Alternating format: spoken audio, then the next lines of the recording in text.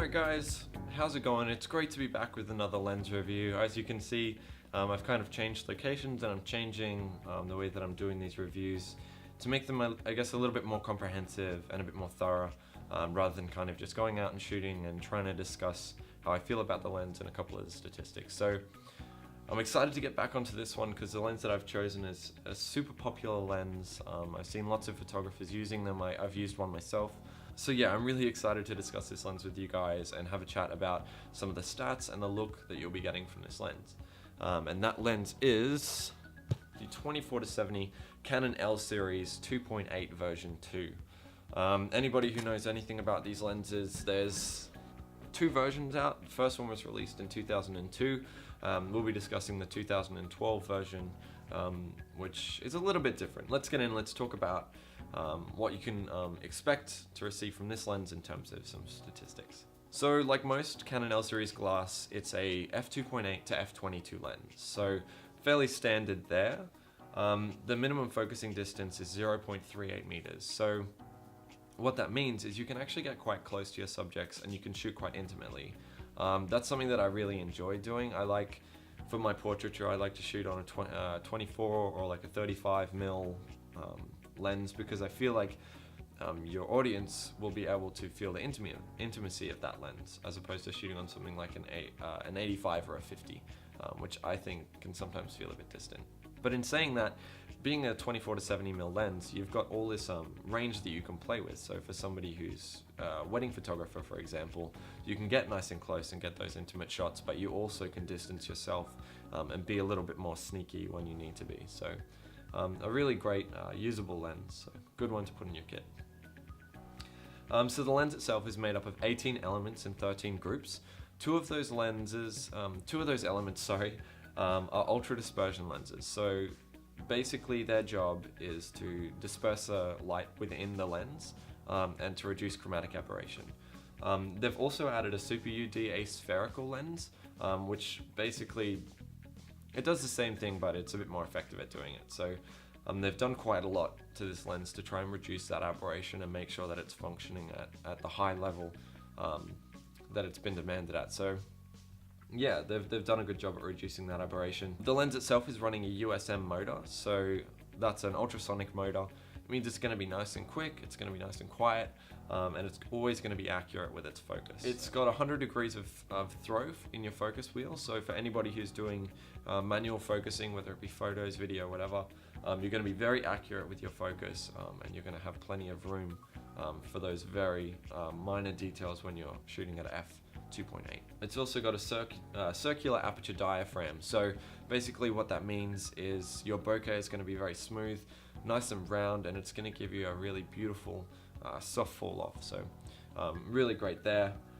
If you were seeing as it is a full frame lens, you can use it on crop sensor cameras. So say if you're running a 7D or something like that and you want that extra glass quality as opposed to using your crop frame lenses, you can still use a 24-70 on your camera.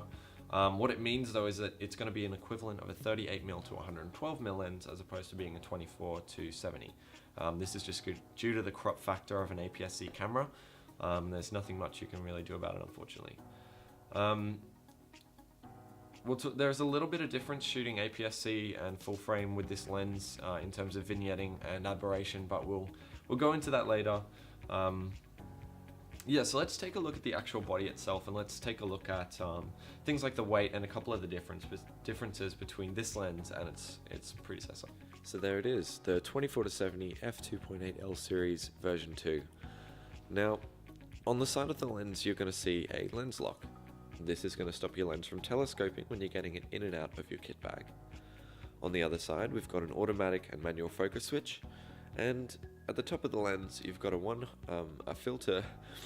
focus wheel, with a 100mm throw. With the lens, you're also going to receive a nice hard plastic lens hood.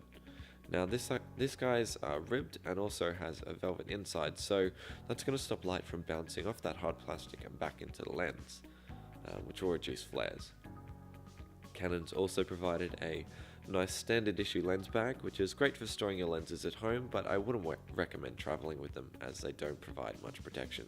The lens itself has a filter thread of 82mm as opposed to the version 1, which had a filter thread of 77mm, so you might have to be getting new filters for that. The lens weighs about 805 grams as opposed to the version 1, which is 950, and it's an EF mount. The lens is also weather sealed. Alright guys, so what I've done is I've taken these images and I've dropped them into Photoshop. I have done a little bit of raw processing in this image. Basically, it was a really high contrast image, and just down here in the bottom there was a really harsh shadow. So basically all I've did is I've compressed the contrast of the image, bringing the highlights down and the shadows up so that it's a bit flatter.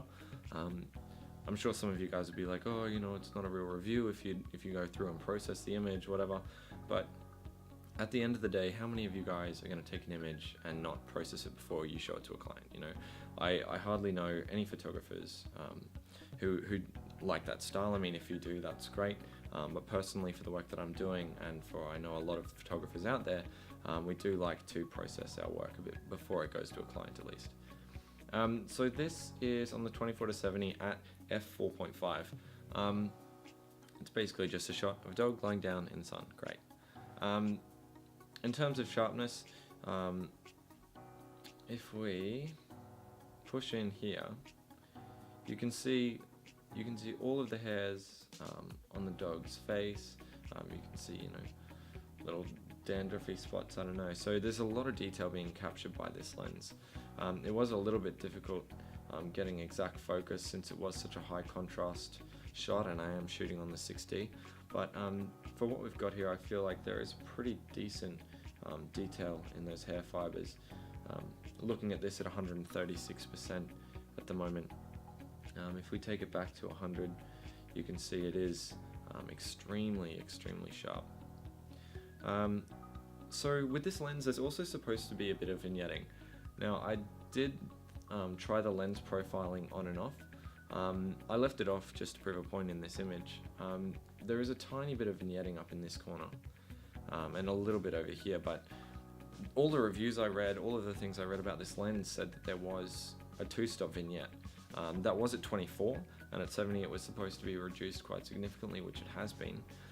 But if you jump across to this guy, which was shot on f2.8 in a similar condition, same color balance, up in the top you have got a slight vignette, but I wouldn't call that a 2-stop vignette. In fact, I don't think it gets close. It might be a stop or a half a stop vignette, but realistically I don't think it gets quite as dense as that. So yeah, back in here, one thing I really do love about this lens is the bokeh. Beautiful circular bokeh, nice and soft, which is what you want for these sorts of, you know, portrait lenses. You want something that's going to give you that style and that beauty element to your images. So it's a really great way of achieving it. I went through and did a quick edit, which you would have seen if you jumped onto Instagram, and it's just a high, almost like a HDR version of this shot. Now, even though the focus, because of the contrast, wasn't that great, you can still go through and post focus and get a bit more detail out of these, out of the image. I've gone through and done a couple of different things, you know, cleaned up the floor here a bit, taken a couple of spots off, and then kind of brighten the eyes up a bit. But like I was saying before, even if you can't get the exact look out of the lens, knowing a little bit about post work can also fix those little things up, you know. What I've done here is kind of try to make the most of that high contrast, even though I couldn't get all the detail that I wanted. I've managed to kind of create this nice HDR, really raw image, and still maintained a lot of that sharpness and a lot of that detail which you'd be after. So yeah, in the f2.8 version, if we zoom right in on these leaves, you can see there's an incredible amount of detail, even at 2.8. Again, from reviews and things I've been reading, this lens is sharpest at f4, I think, to f5.5. But I still think that at f2.8 you're getting an incredibly sharp shot all the way to the edge of frame there. So yeah, I mean, that's pretty much it for post. Just looking out for that nice soft bokeh. beautifully sharp images all the way to the corner. I would say minimal vignetting, even though the reviews and things I've seen online have said that there's been a bit more. Perhaps it's just the particular room I was shooting in. I know there's a lot of white in this house, and that may have reduced the amount, having that much light coming in. And the fact that I was shooting on quite a high ISO as well. I think this shot was taken at about 3200, and this guy was, I think it's about 5,000. No, it would have been 5,000. Anyway, it was really high ISO, so there was quite a bit of grain as well, which you can see if we push in, especially in the eye. So yeah, that's pretty much it for this lens. I really love that, essentially that dreamy look that you get for it, which makes it so great for portraiture. And of course the sharpness and the consistency that you get from the lens. Alright guys, so in a nutshell, that's the Canon 24-70 f2.8L series lens. Great lens, beautiful lens. It's unfortunate about the vignetting. I think 2 stops of vignetting is a bit heavy, and a tiny amount of chromatic aberration. But realistically, in this day and age, any kind of post-processing, you can get rid of that quite easily. So what I kind of look for in this lens is the sharpness. And I found myself, I shot a wedding last year on this lens, and I found myself editing out, pores and tiny hairs and things on people's faces because it is so sharp. It just absorbs detail and absorbs every little inch and imperfection in people's faces. So for someone like me who really likes to make sure that I capture all the information that I possibly can, I quite like that. So yeah, as long as you're comfortable with your post-processing stuff, I wouldn't worry too much about your vignetting. Anyone who knows Photoshop or Lightroom, you just click your lens profiling and it basically takes it all away for you. Otherwise, you can do it manually if you know how. So yeah, great lens. It's currently retailing at $2,272 at Ted's in Brisbane, so that's an Australian price.